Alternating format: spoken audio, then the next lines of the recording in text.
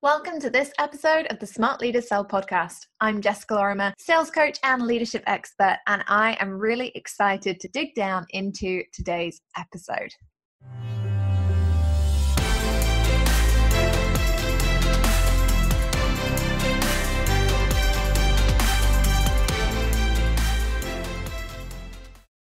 Hello, poddies. It is April and the end of April as well. Like, how is this year even going past? As you guys are listening to this, I will be busy prepping like a mad thing because I am speaking at Atomicon in literally 8 days' time. I am very, very excited about this. I'm so excited to get on the train up to Newcastle. It's going to be epic. Side note, I love going on the train. Lots of people say that they can work on the train. I cannot. I just read. I'm completely lazy. So I've got a 6-hour train journey. I'm going to read a few books. I'm going to, they're not even going to be business books. Let's not lie. I'm going to read a few crime thrillers. It's going to be great. And I'm very, very excited to see all of the people who will be at Atomicon 2020. It's going to be huge. So if you are going to be at Atomicon, make sure that you do come up and see me. I will be the short redhead wandering around like I don't know where I am. So if you do actually spot me in Newcastle, looking very lost with a suitcase, please do come up to me and tell me where I'm supposed to be, because it's quite likely that I will be lost at some point over the 2 days that I'm there. So this episode is coming, I'm recording this, what are we now? First week of March. So this is quite exciting. It's the first April episode that I've recorded because I was very ahead this year. I was waiting for Scott to have his baby so that he could produce all the episodes. So we bundled them all in. I recorded them all well in advance. So I'm like, oh, this is the first April one that I'm doing. This is snazzy. So if you didn't hear yet, tickets are now officially on sale for Converting Corporates 2020. It is going to be amazing. We are currently at about 28 tickets left. So if you haven't grabbed your ticket yet, please do. There are very, very limited spots. And we are not going to be opening up a virtual attendance option to the masses this year. There are a few reasons why, and I'm going to share those in another episode because I think that's probably more helpful. So if you are thinking that you would like to learn all about selling to the FTSE 500 companies, selling locally versus selling nationally and internationally, advanced lead generation, business development techniques, learning from our amazing hiring manager panel, please make sure you grab your ticket, because we are less than 6 months away and we only have 28 tickets left. It's going to be amazing. We have a lot of people coming in internationally this year, which is really, really exciting, and I always really appreciate that. It's on November 17th and 18th in London. It's in a private members club in Shepherd's Bush. It's going to be awesome. Last year was incredible, and this year is going to be absolutely epic. So if you are returning this year, then I'm so excited to see you. And if you are somebody who is going to be new this year, I'm very, very excited to see you. But please don't miss out. Do grab your tickets as soon as you can. Wanted to say another thank you before I dive into advanced sales strategies and what they actually mean and whether you should actually be using them or not, to the lovely Nonyek, who left an amazing 5-star review. Thank you very much on the old podcast player, that said, the only podcast that I'll listen to. I hate podcasts. I'd much rather read or watch something, but this one is brilliant. Need a confidence boost in business? Listen to Jess. Need easy to implement strategies that work in real life? Listen to Jess. Need a proverbial kick up the backside? Listen to Jess. I can only highly recommend. It's been a real game changer for me as a businesswoman and for my business. It's genuinely helped me to develop the confidence to go out there and make the sale. Finally, someone who makes sense. Thanks, Jessica. Thank you so much. Seriously, you guys, when you leave these reviews, I know it's a complete pain. Even though we've created the handy check sheet on how you do it on iTunes, it does take 5 minutes out of your day. So I do massively appreciate it when you do leave reviews. So thank you very, very much. That one made my day. Anyway, I recently had somebody unsubscribe from my email list, and it actually inspired this episode. Now, when you go to unsubscribe from my email list, just in case you haven't done it, and if you ever want to, please feel free to follow these handy instructions. When you go to unsubscribe from my email list, we send you to a little page that has a little video of me. It's not an autoplay video, by the way. You can choose not to watch it, should you wish. There's a little video of me, and it basically says, look, I'm sorry that we didn't get it right. Like, if you want to, you can leave us some feedback and let us know what we could be doing better. And if you don't, you can just unsubscribe.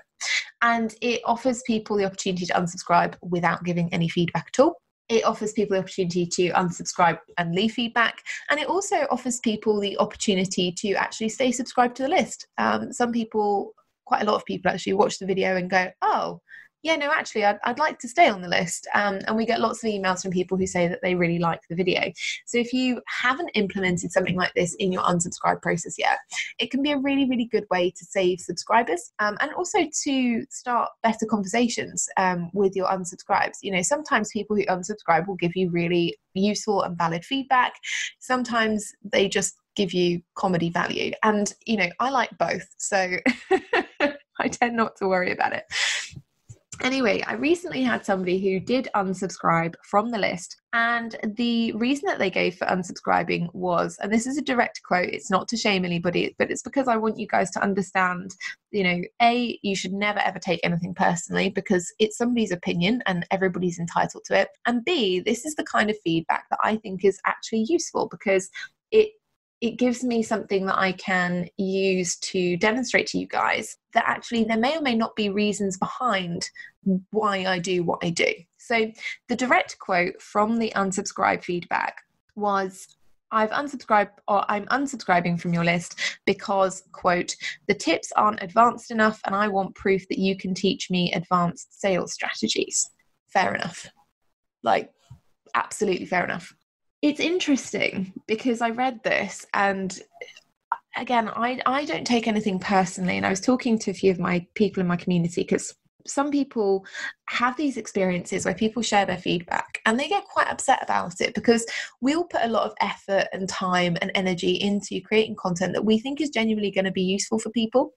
And so when some people don't find it useful, you know, I can see why people would be upset. And believe me, in the first few years of my business, anyone who unsubscribed, I'd be like, oh my God, they hate me. They thought my stuff was crap. And have this kind of like existential crisis. And then I say this, you know, with brevity, but I just kind of got over it. I decided that I was like, look, I'm catering ultimately with an email list, with all of the other free content I have.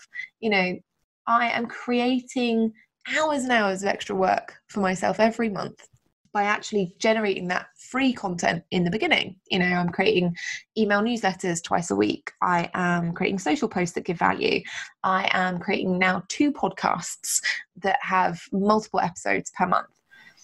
And so actually, you know, if somebody doesn't like it because it's not tailored information directly to their business, and they don't understand that, you know, free content can never be tailored directly to somebody's business, then I kind of don't care.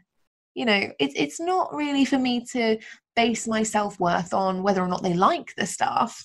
They get to unsubscribe and they can go and find somebody else who hopefully will share the kind of content that they were looking for. And that's cool. And after that, I don't really worry about it. If people leave me good feedback, I always really appreciate that because I think that's hugely valuable. And that's something that I can learn from. And ultimately, it's something I can use to help you guys. But do I necessarily worry when people unsubscribe? No. They weren't going to buy anyway. If they leave comedy value feedback, that's even better, because it's just one of those things that makes me laugh. And, you know, if they leave useful feedback, great again. You know, there's no bad situation here, you know, unless somebody gets in touch. And we have had the odd one who's got in touch and said, you're just like a terrible person. And has left like a complete character assassination. And there are some days where, you know, you feel you're having like a rough day and you see that and you're like, oh my God, I'm the worst person in the world. And of course you feel a bit upset about it. But the majority of people are not leaving feedback or unsubscribing from your list because they've got a personal issue with you. They're just unsubscribing because they don't want to read it anymore, because they're not interested. Maybe they're not focusing on that. And over the last year, I've obviously cultivated my list quite a lot because not everybody wants to sell to corporates. And that is my big focus. It's what I'm really pushing because I believe everyone should be doing it. And so actually we've had loads of people who've unsubscribed and left lovely feedback saying, I love the new journey that you're on. I'm just not in the right place to sell to corporates right now. And I'll come back later. Awesome. Great. Like the relationship is still there. So, if you are thinking, oh my goodness, I really hate the fact that people might leave me negative feedback or whatever, don't worry about it. It's really not a judgment on your character, your values, your self-worth, anything that you should be judging yourself for. It's just their opinion on any given day. Now, anyway, this person unsubscribed because they felt that the tips that I was giving in my emails weren't advanced enough. And they are somebody who apparently wants proof that I can teach advanced sales strategies. And I thought about that for a while. And I thought about, whether I should start teaching things that I would have taught, advanced sellers after they've got 5-6 years of experience. And I thought, should I be putting that out into the market?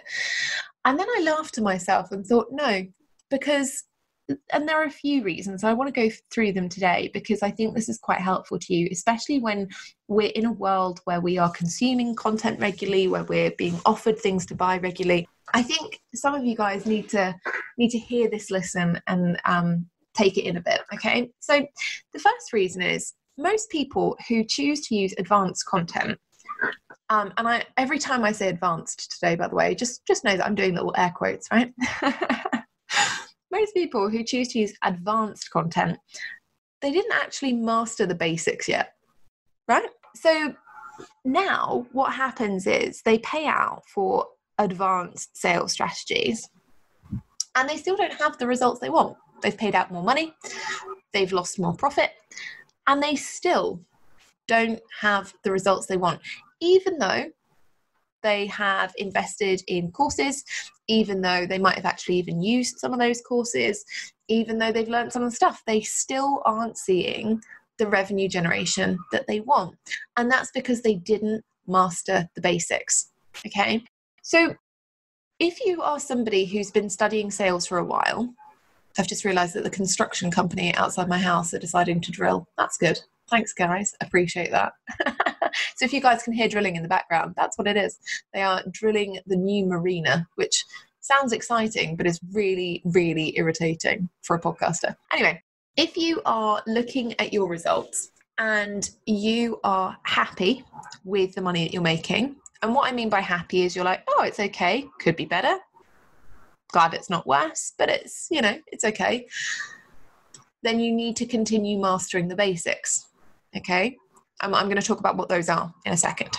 If you are somebody who is unhappy with your revenue, i.e. you've been studying sales for a while, perhaps you've bought a few courses, perhaps you've listened to the podcast for a couple of years, and you are not happy with your results, so you are somebody who is not generating the revenue that you want to generate, you should absolutely not be considering advanced sales strategies. You should be focusing on mastering the basics. If you are somebody who has a previous sales career, has been operating your business for anywhere between 18 months and 5 years, and you have hit your targets, you are, shocked by the amount of revenue that you've generated, you're really happy with the revenue you're generating, you're consistently hitting your financial goals and targets, then yes, you are at the point where you can spend some of your profit on potentially learning advanced sales strategies or marketing strategies and putting them into place. I'm going to be honest, it's a very, very small percentage of people. So I worked with a number of clients last year. I did, I think 8 or 9 VIP days last year. And all of those people had businesses that were looking to scale rapidly. One of those people went on to have 3 multi-6-figure launches within 6 months. One of those people had their highest ever sales month, and then continued that trend for the rest of the year. One of those people significantly raised their income. They went from doing sort of 20k months to 50k months, which is very, very different. None of them None of those people used advanced sales strategies. Can we just be super, super clear on this, right? None of those people used advanced sales strategies. They used the things that I'm teaching you guys week in, week out, month in, month out, year in, year out on the podcast. They're using strategies that I'm teaching in VIP days. They're using strategies that I'm teaching in courses. They're using strategies that I'm teaching just generally every single time I breathe or speak about sales. They weren't using anything fancy. And I think it's such a disservice to people to say, oh yeah, well, if you've done a few courses and they didn't work for you, like you should use an advanced sales strategy. Well, no. If you didn't manage to master the basics and make that work for you, it's not about you. It's not that you even did anything wrong. You just sometimes need to give things more time or practice or consistency. But if the basics haven't worked for you yet in the way that you want them to, do not go and spend a ton of money on something that is sexier and more advanced, but actually isn't going to get you the results you need because you don't have the correct foundations to build it on. Okay? So, in order to know what an advanced sales strategy is, we have to actually put a few considerations in. Most people think that they need something that's advanced, but they don't realize what comes under advanced sales strategy. Now, sales in itself isn't difficult, and it doesn't really get too advanced. And the reason I say that is because, whilst there are strategies that are more complex or more challenging or require different base levels to actually implement in the first place, sales isn't inherently a complex topic, right? The whole way that anyone makes a sale is put the right offer in front of the right person and transparently ask them to pay for it. That's it. There is no a big strategy. We're not talking like rocket science here or astrophysics. We're talking, if you see a person who has a problem and they understand that they have that problem, offering them a solution that meets the need. That's it. Doesn't matter who you're selling to. Doesn't even matter what you're selling. But that's the whole premise behind sales. And so actually, when we boil it down to that, and people say to me, oh yeah, but I want advanced sales strategies. Well, what do you mean by that? What do you mean by an advanced sales strategy? Advanced sales strategies are not really a thing because the sales process itself is simple. But B, if you're looking at advanced sales strategies, and again with the air quotes here, but people often say advanced, but they don't necessarily understand that advanced means paid. Right? And by this, I don't mean, in order to learn the secrets, the secrets behind advanced selling, you need to pay me. What I mean by that is that when people talk about advanced sales strategies, they often mean I want to make a ton more money in a shorter period. And the reason why a lot of people aren't making a ton more money in a shorter period is A, because they're not doing the sales basics required, but B, because they probably don't have the numbers that they need in order to generate the result that they want. Okay. So a lot of people out there are saying, oh, anyone can make, 10K months in their first 2 months of business. That's not entirely true. Okay. I'm going to be really honest. That's not entirely true. If you're somebody who has zero sales experience, who has an audience of less than 20 people, and who isn't selling a premium product or service, you're probably not going to make 10K in your first 2 months. You're probably not going to make 10K in your first 6 months, right? So if you've been told, oh, anyone can go out there and create a membership site and have 50,000 members join, even if you've never sold anything before and you don't have an audience, bollocks. That's just absolute crap. And it sets people up to fail, right? Because they don't have the numbers required. Instead, when we think about, people wanting to hit big goals, so let's take 2 scenarios here. The people that I worked with last year on the VIP days who rapidly scaled their business and went from, having sort of 20, 30K months to 50K months, multi-6-figure launches. The reason those people were able to do that was because they had built up a sizable audience of eyeballs. Right? They had built up a sizable audience of people who were willing to explain what their problems were so that they could sell solutions. They were able to do that with entirely organic sales strategies. They did not have to invest any money outside of the money they paid me on the actual sales strategy, because they didn't need any audience building. They didn't need any implementation of fancy funnels. They didn't need to create brand new websites. Like, nothing like that was required. Okay.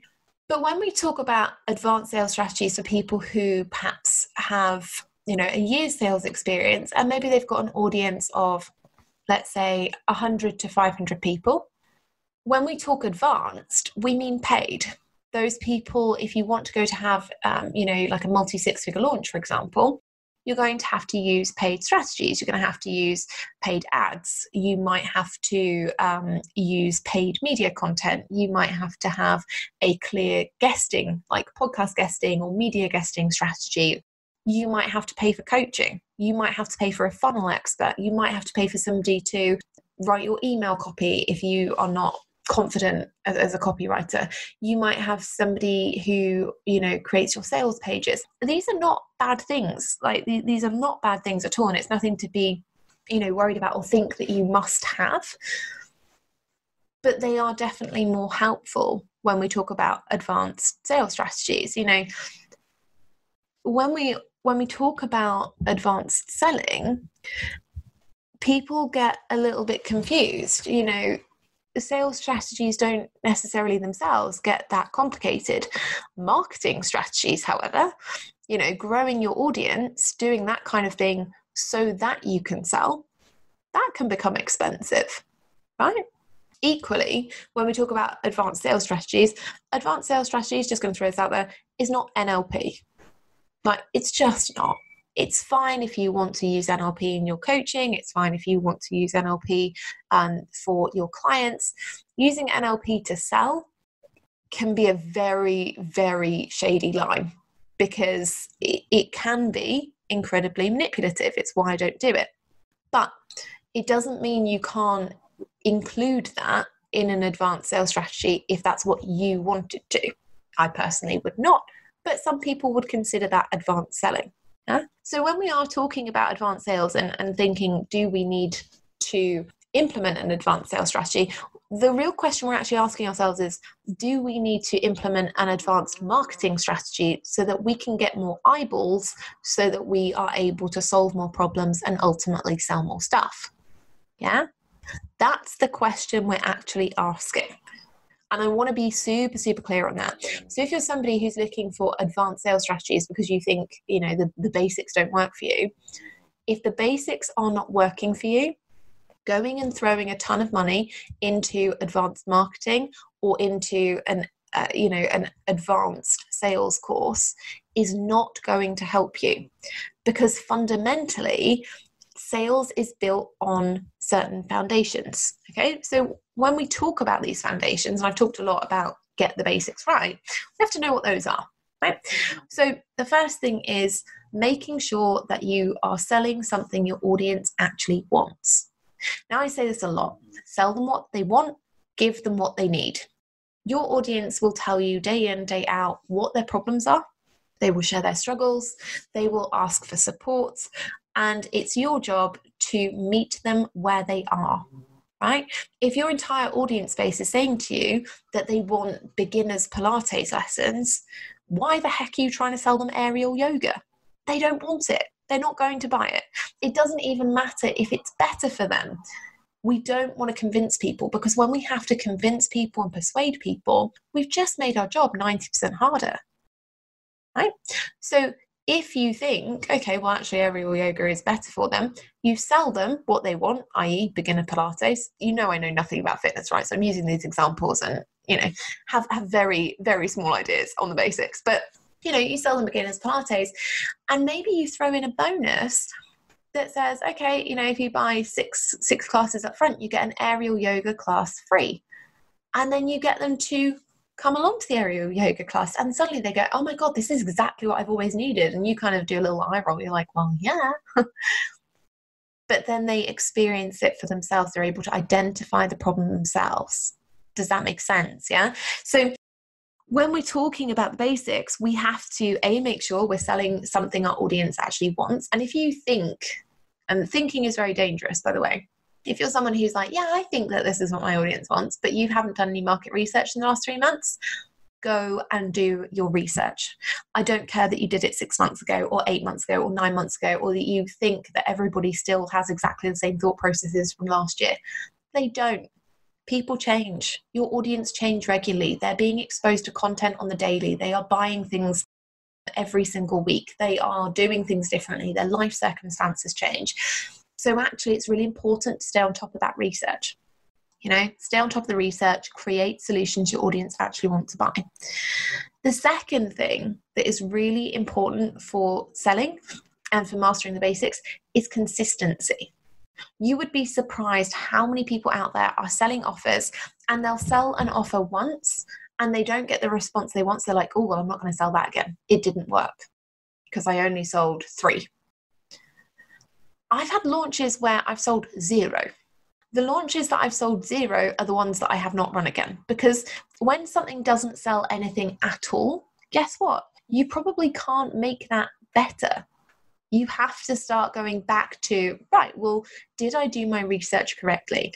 Is this something people actually wanted? And 9 times out of 10, you will find when you go back to that level 1 basic, that no, your audience didn't want that. You sold them something they didn't want, so they didn't buy it.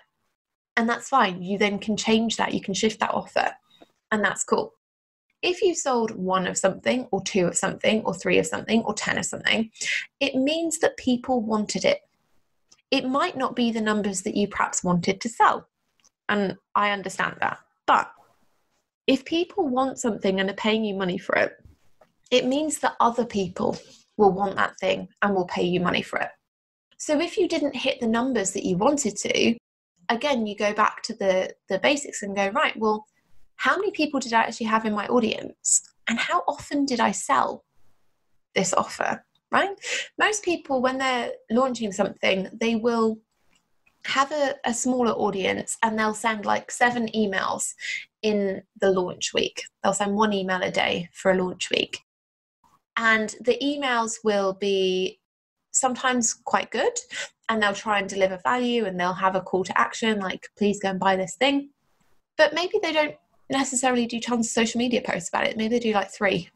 So in that launch week, they've got 7 emails going out. They've got 3 social posts going out. And let's say they've got maybe like a podcast episode or a YouTube video going up as well. That's 11 pieces of sales content, right?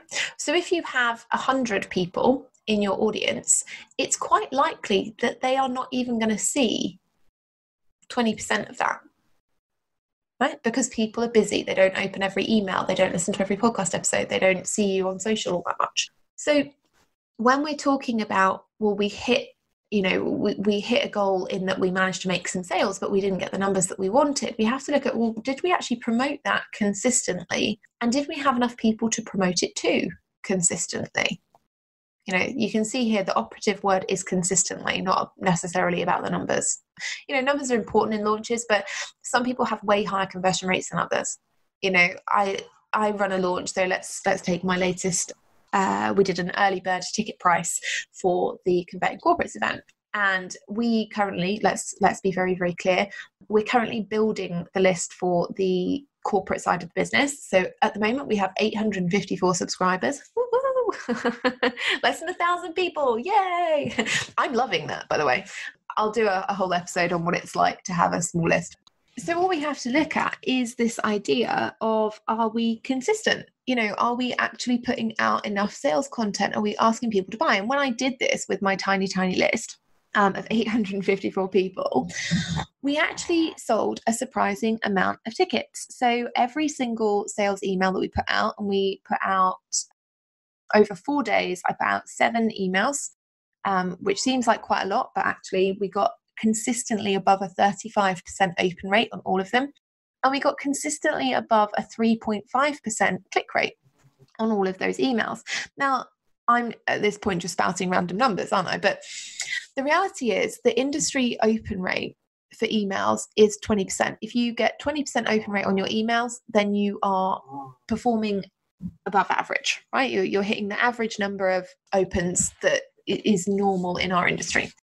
If you get between a 1% and 3% click rate, then you are performing against the average. So my email list, my tiny, tiny email list, in comparison to lots and lots of my peers, it was performing above average consistently, 35% plus open rates, 3.5% plus click-through rates.